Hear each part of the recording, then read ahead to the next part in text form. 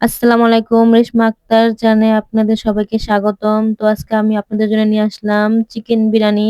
তো এই চিকেন বিরিয়ানির সম্পূর্ণ রেসিপিটি আজকে আপনাদের সাথে শেয়ার করব। চিকেন বিরিয়ানি আমি কিভাবে রান্না করছি এবং কি দিয়ে রান্না করছি সম্পূর্ণ উপকরণ আজকে আপনাদের সামনে দেখাবো।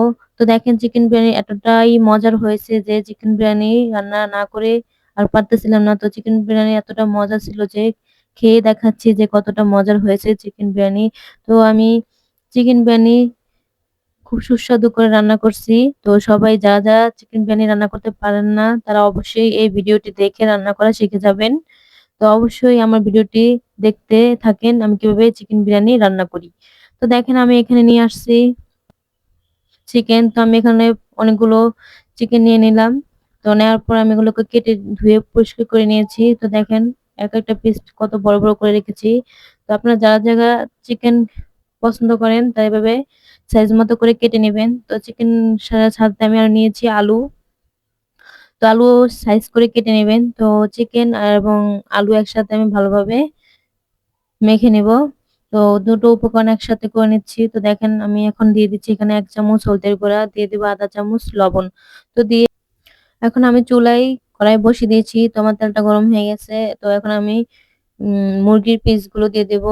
তো এক এক করে সবগুলো মুরগির টুকরোর পিসগুলো দিয়ে দিচ্ছি। তো এভাবে খুব ভালোভাবে আপনারা তেলের মধ্যে মুরগির টুকরোগুলো দিয়ে দিবেন। তো এভাবে ভালো করে ভেজে নিতে হবে। তো দেখেন আস্তে আস্তে আমি সবগুলো ধীরে ধীরে সবগুলো দিয়ে দিচ্ছি।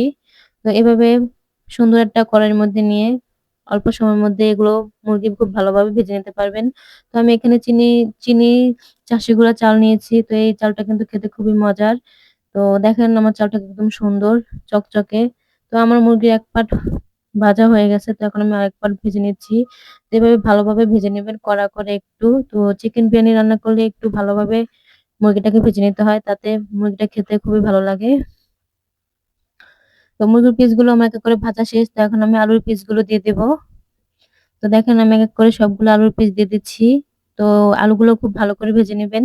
বিরিয়ানি রান্না করার সময় অবশ্যই আলু আর মুরগিটা ভালো করে ভেজে নিবেন। এতে কিন্তু বিরিয়ানিটা খেতে খুবই ভালো লাগে। আর চিকেন বিরিয়ানি তো সবসময় এভাবে রান্না করতে হয়। তো যারা রান্না করতে জানেন না তারা এই ভিডিওটি দেখে অবশ্যই শিখে যাবেন আজকে।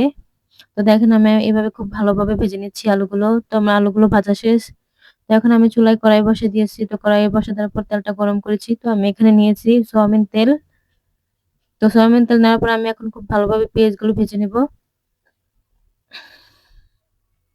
এখানে দিয়েছি আমি দারচিনি, এলাচ, তেজপাতা এবং গরম মসলা।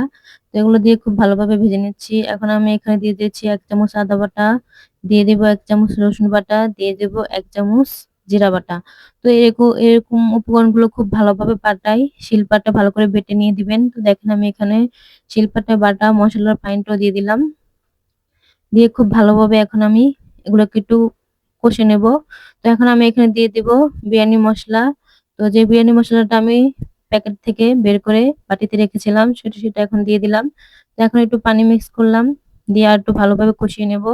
তো দেখেন এখন আমি দিয়ে দিচ্ছি সেই মুরগির পিসগুলো, ভাজা পিসগুলো এখন দিয়ে আমি খুব ভালোভাবে কষিয়ে নেব। তো আপনারা এখন এভাবে কষিয়ে নেবেন। তো এক এক করে সবগুলো ভালোভাবে কষিয়ে হালকা একটু পরিমাণ পানি দিবেন যাতে খুব ভালোভাবে কষানো হয়। আর এতে এই অল্প কষাতে মুরগিটা সিদ্ধ হয়ে যাবে। তো দেখেন আমার মুরগিটা একদম পারফেক্ট ভাবে সিদ্ধ হয়ে গেছে। তো আমি ঢাকনা দিয়ে আরো ৫ মিনিটের জন্য ঢেকে দিলাম।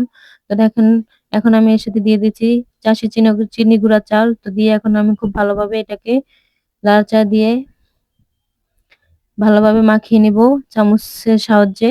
তো দেখেন আমি খুব ভালোভাবে এখন নাড়াচাড়া দিয়ে ভালোভাবে এটাকে কষিয়ে নিচ্ছি। অবশ্যই ৫ মিনিটের জন্য এই চালটা মুরগির সাথে ভালো করে ভেজে নিবেন। তো ৫ মিনিট খুব ভালো করে ভাজবেন এতে পোলাওটা কিন্তু বিরিয়ানিটা একদমই ভালোভাবে ঝরঝরা হয়ে যাবে। তো বিরিয়ানি রান্না করার সময় অবশ্যই ভালোভাবে চালটাকে একটু ভেজে নিতে হবে। তো দেখেন আমি এখন এখানে আমি চাল নিয়েছি ০.৫ কেজি চাল। তো এর সাথে আমি এখন পানি দিয়ে দিলাম। আমি এখানে ৪ কাপ পানি দিয়েছি। তো পানির মাপটা একদম ঠিকঠাক মতো দিবেন। তা না হলে বিরিয়ানি একদমই নরম হয়ে যাবে। তো অবশ্যই চিকেন বিরিয়ানি রান্না করার সময় বুঝে শুনে পানি দিবেন। তো দেখেন এখন আমি কাঁচা চামচ দিয়ে ঢাকনাটা ঢেকে দিয়েছি। তো আমার বিরিয়ানিটা একদম পারফেক্ট ভাবে হয়ে গেছে। চিকেন বিরিয়ানি রান্না করা কেমন হয়েছে অবশ্যই কমেন্ট করে জানাবেন। আর আমার চ্যানেলটি লাইক করবেন, সাবস্ক্রাইব করবেন। সবাই ভালো থাকবেন, সুস্থ থাকবেন। আল্লাহ হাফেজ।